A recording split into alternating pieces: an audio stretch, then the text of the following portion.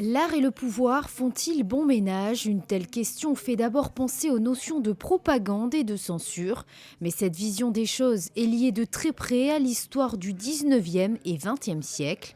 Depuis l'Antiquité, ce sont surtout les autorités et les élites politiques qui ont favorisé la création artistique. L'art officiel, c'est une catégorie très particulière, c'est celle de l'art qui doit être au service d'un État et qui est un art qui est là assez facilement, un art qui peut devenir un art de propagande. Là, on tombe évidemment dans les régimes totalitaires, que ce soit l'art à l'époque du régime nazi ou l'art de l'Union soviétique avec le réalisme soviétique, où là, on a un art qui est là pour glorifier les valeurs que l'État souhaite mettre en valeur. Par moments, l'art est un merveilleux soutien et une sorte d'élément qui met en valeur tout ce qui relève de l'histoire, avec tous les développements que l'on peut faire autour de l'histoire, qui est une histoire soit de propagande, soit une histoire d'illustration, soit une histoire de sensibilité, qui est aussi une chose importante. Donc le rapport est complexe, mais n'est pas difficile. Ami de Stéphane Bern, Franck Ferrand est un journaliste spécialisé dans l'histoire.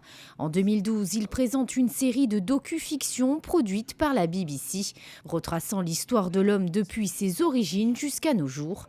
Et c'est au moyen de récits historiques, scientifiques, culturels et ethnologiques que ce dernier décide de vulgariser le sujet pour le grand public. Il y a un très grand intérêt pour le passé, il y a un très grand intérêt surtout pour la façon de le faire revivre.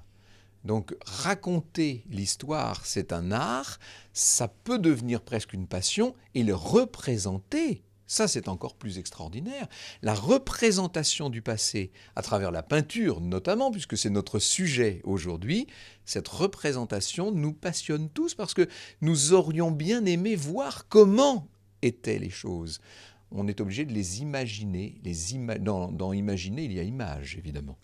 La prochaine conférence de l'association monégasque pour la connaissance des arts aura lieu le vendredi 4 novembre avec un sujet dédié à la fête et au divertissement à la cour, un débat mené par l'historien Fabrice Conan.